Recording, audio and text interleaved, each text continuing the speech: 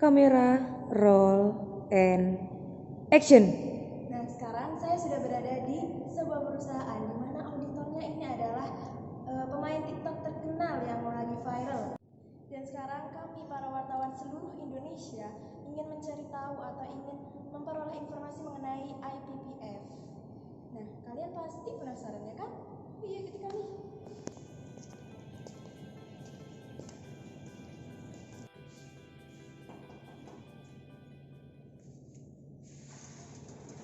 Ya, bisa dibantu ya, Mbak?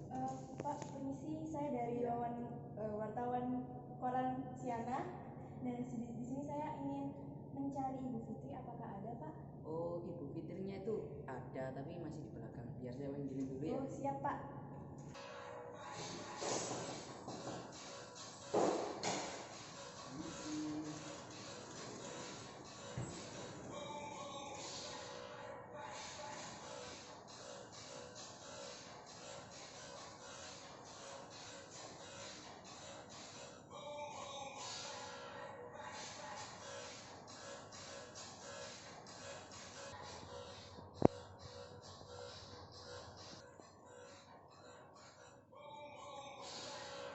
Permisi, Bu. Oh iya. Ada wartawan yang ingin bertemu dengan Anda. Oh iya. Boleh, silakan. Oh iya, baik. Saya panggilkan. Oh iya, Mbak. Silakan masuk ya. Sudah ditunggu sama Bu Fitri. Terima kasih atas para wartawan yang sudah hadir. Yang bertanya silakan bertanya pada Bu Fitri. Oke, terima kasih. Selamat datang para wartawan. Sebelumnya saya mau memperkenalkan diri dan ingin berkenalan dengan kalian semua. Tapi saya tidak mau yang biasa. Saya pengen yang luar biasa. TikTokan yuk.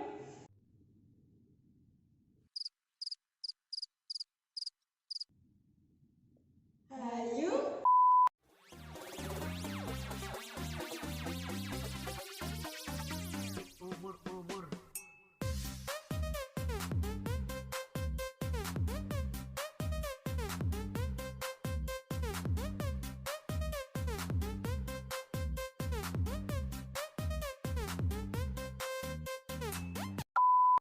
Nah, saya tuh pernah baca mengenai audit internal, Bu.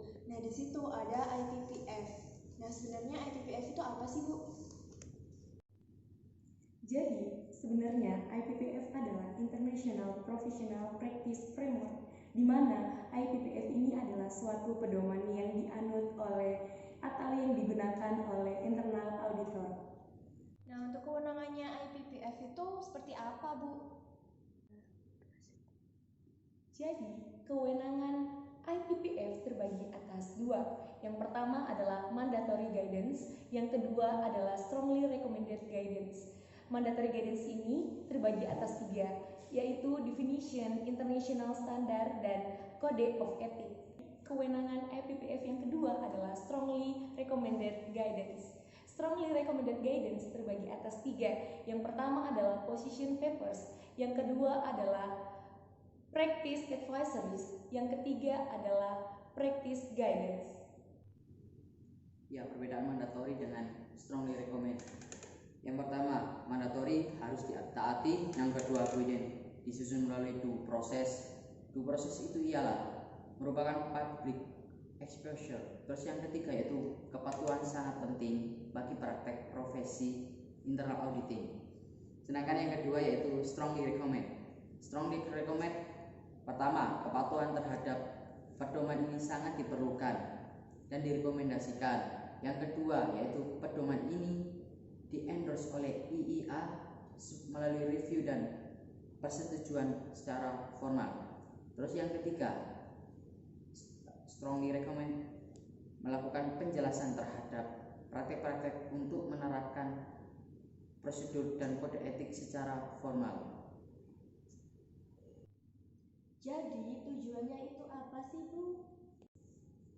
Jadi tujuannya adalah yang pertama, menjelaskan prinsip dasar yang melandasi praktik internal auditing.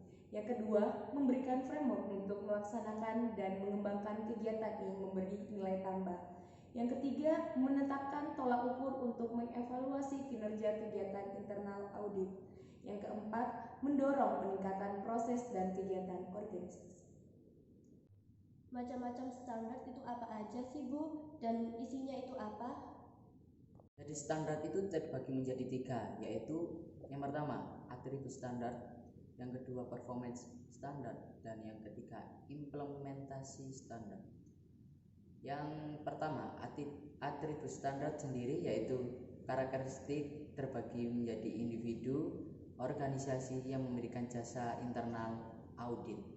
Yang kedua performance standard. Performance standard itu sendiri ya merupakan kegiatan internal audit dan untuk kriteria untuk mengatur kinerja IA.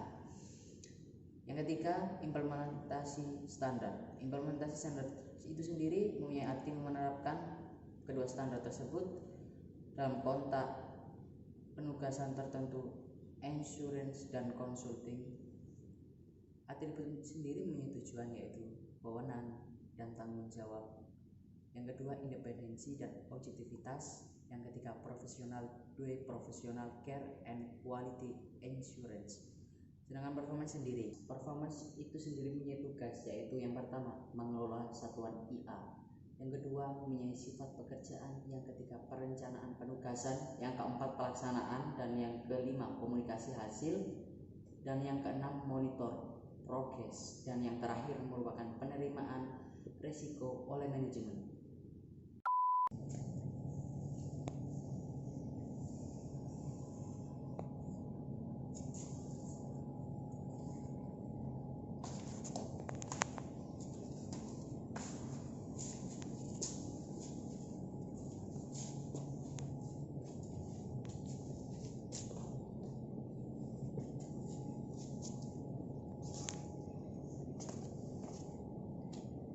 Oh iya, kan kita setelah wawancara Bu Fitri, apakah kamu sudah paham dengan informasi yang diberikan?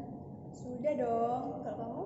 Oh iya, ada sih yang saya bingungin masalah membaca kode IPPF itu.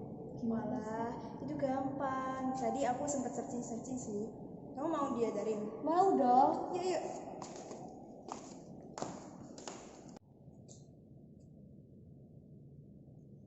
Nah, ini itu adalah pedoman yang tadi yang kamu tanyain yang IPPF. Nah, itu ini bentuknya tuh kayak gini. Nah, ini adalah bentuk dari IPPF atau International Professional Practice Framework atau disebut juga Standar Internasional Praktik Profesional Audit Internal. Nah, di sini terdapat isi dari IPPF itu sendiri. Yang seperti sudah dijelaskan tadi, bahwa standar audit internal itu ada 3. Yang pertama, standar atribut. Yang kedua, standar performance. Dan yang ketiga adalah standar implementasi, di mana standar implementasi ini merinci standar atribut dan standar performance dengan menyajikan persyaratan yang sesuai untuk setiap jenis jasa audit internal, yaitu asurans dan konsultasi. Nah, untuk sistem penomoran yang digunakan pada standar audit internal ini adalah sebagai berikut. Kode angka yang pertama ini adalah kode angka yang hanya ada nomor 1 atau nomor 2. Jadi, kode angka nomor 1 ini digunakan untuk standar atribut dan kode angka nomor 2 adalah standar performance.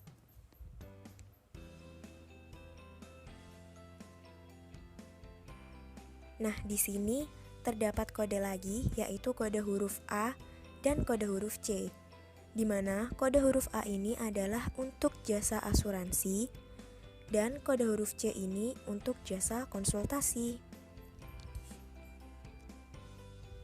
Nah, sekarang kita bahas isi dari standar audit ini dulu yuk. Yang pertama, standar audit nomor 1000, di mana kode ini termasuk kode standar audit karena menggunakan angka 1 di awal kode. Nah, pada standar audit internal nomor 1000 ini berisi tentang tujuan, kewenangan, dan tanggung jawab. Untuk kalimat selanjutnya, ini merupakan isi dari standar audit internal nomor 1000, yaitu tujuan, kewenangan, dan tanggung jawab aktivitas audit internal harus didefinisikan secara formal dan harus sesuai dengan misi audit internal dalam suatu piagam audit internal.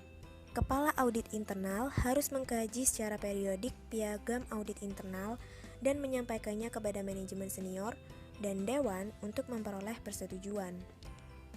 Nah, setelah itu, di bawahnya ini ada interpretasi dari standar audit internal nomor 1000 yang telah disebutkan di atas. Nah, pada standar audit nomor 1000 ini dirinci lagi, yaitu ada 1000A1 dan juga ada 1000C1, di mana kode huruf A merupakan kode untuk atau kode yang mengatur mengenai jasa asurans, dan kode huruf C merupakan kode yang mengatur mengenai jasa konsultasi. Nah, dari sini dapat disimpulkan bahwa standar audit internal nomor 1000 berisi mengenai tujuan, kewenangan, dan tanggung jawab aktivitas audit internal yang harus didefinisikan dalam piagam audit internal. Untuk yang selanjutnya, mari kita bahas untuk standar performance atau standar kinerja, di mana standar performance ini menggunakan awalan kode angka 2. Untuk standar audit internal yang pertama, yaitu dengan nomor 2000 yang berisi tentang mengelola aktivitas audit internal. Isinya adalah kepala audit internal harus mengelola aktivitas audit internal secara efektif untuk meyakinkan bahwa aktivitas tersebut memberikan nilai tambah bagi organisasi. Nah, gimana cara mengelolanya? Pasti bingung kan jawabnya? Nah, jadi jawabannya itu ada pada standar audit internal di nomor 2010 sampai nomor 2070. Jadi ini tuh semacam turunan dari kode standar performance nomor 2000. Oke, balik lagi. Gimana cara mengelolanya? Jadi yang pertama, cara mengelolanya yaitu dengan perencanaan yang dibahas pada standar nomor 2010. Cara mengelola yang kedua yaitu dengan komunikasi dan persetujuan yang dibahas pada standar nomor 2020. Yang ketiga, dengan pengelolaan sumber daya yang dibahas pada nomor 2030. Yang keempat adalah dengan kebijakan dan prosedur. Yang kelima, dengan koordinasi dan penyandaran yang dibahas. Yang keenam, dengan laporan kepada manajemen senior dan dewan. Dan yang terakhir adalah dengan penyedia jasa eksternal dan tanggung jawab organisasi pada audit internal yang dibahas pada standar nomor 2070. Jadi, dapat ditarik kesimpulan bahwa standar audit internal nomor 2000 berisi mengenai cara pengelolaan aktivitas audit internal agar dapat memberikan nilai tambah bagi organisasi. Untuk isi dari IPPF yang lainnya, silakan dibaca sendiri ya. Jadi gitu, udah paham nggak? Oke, sudah paham. Jadi, itulah tadi penayangan mengenai video standar audit internal kami dari kelompok Asyap. Semoga bermanfaat. Kami pamit undur diri. Wassalamualaikum warahmatullahi wabarakatuh.